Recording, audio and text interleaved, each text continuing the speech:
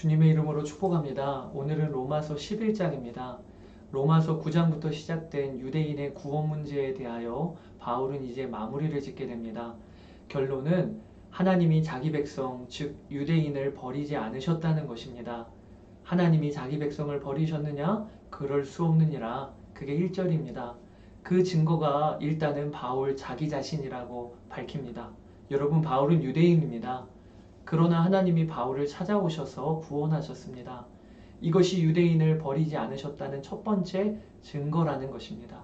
엘리야 시대 때에 온 이스라엘이 바알에게 넘어간 것 같아도 하나님이 남겨두신 그루터기 7,000명이 있었던 것처럼 지금도 바울과 함께 은혜로 택하심을 따라 구원받은 유대인들이 있습니다.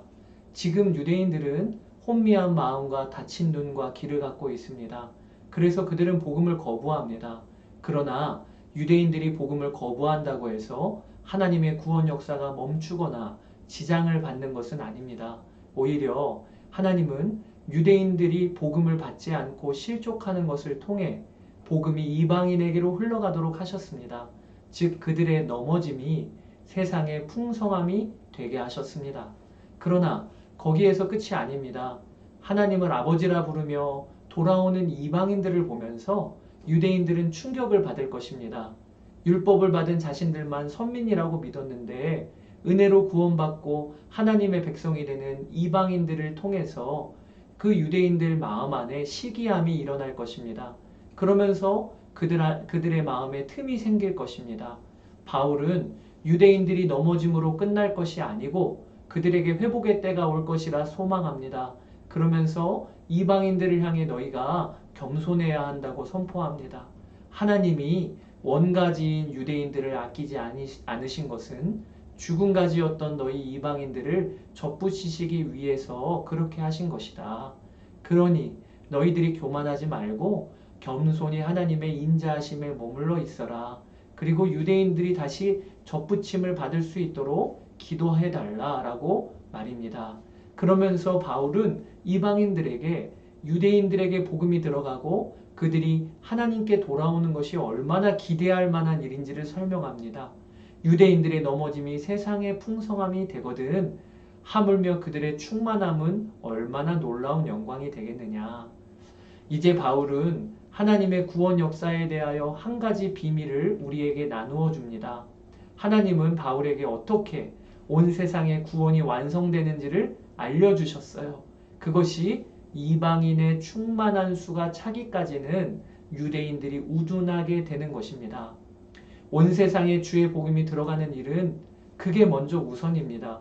그리고는 거기서 끝이 아니라 다시 유대인들의 구원 역사로 이어질 것이라는 말씀입니다.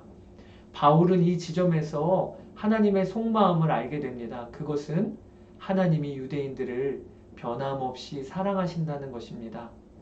지금은 비록 유대인들이 복음을 거부하고 하나님의 은혜를 대적하지만 하나님은 그러한 유대인들을 향해서도 변함없는 긍휼과 은혜로 손을 벌리고 계십니다. 뿐만 아닙니다. 하나님은 구원 역사의 끝을 유대인들의 회복으로 계획하고 계십니다. 그러면서 29절에 다음과 같은 말씀이 이어지는 것입니다. 하나님의 은사와 부르심에는 후회하심이 없느니라. 여러분, 저는 이 구절이 이렇게 마음이 떨리고 흥분이 됩니다. 하나님은 한번 자신의 백성 삼으신 이스라엘 백성들을 끝까지 놓지 않으셨습니다. 우리가 성경에서 보았지만 이스라엘 민족이 얼마나 죄를 반복적으로 지었습니까?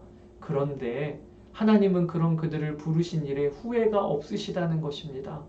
이 말씀을 보면서 우리는 알아야 합니다. 이 하나님의 사랑의 대상이 어디 이스라엘 민족뿐이겠습니까?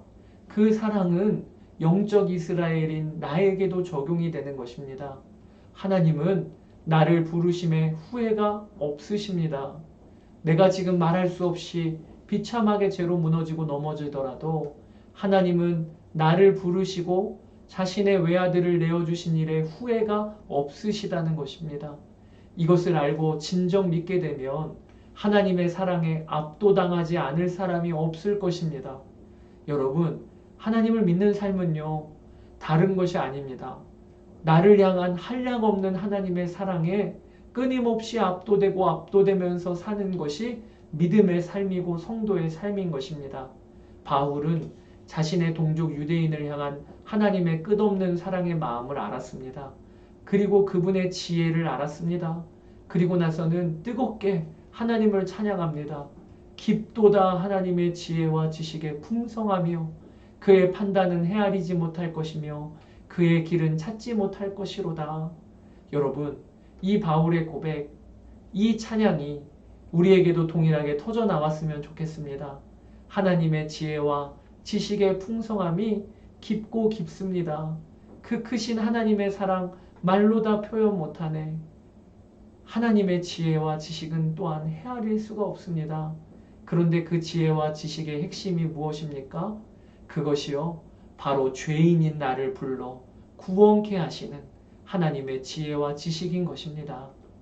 오늘 로마서 11장을 통해 꼭 말씀을 붙잡으세요. 하나님은요, 당신을 부르신 것에 후회가 없으십니다. 이제 다음 영상에서 뵙겠습니다. 감사합니다.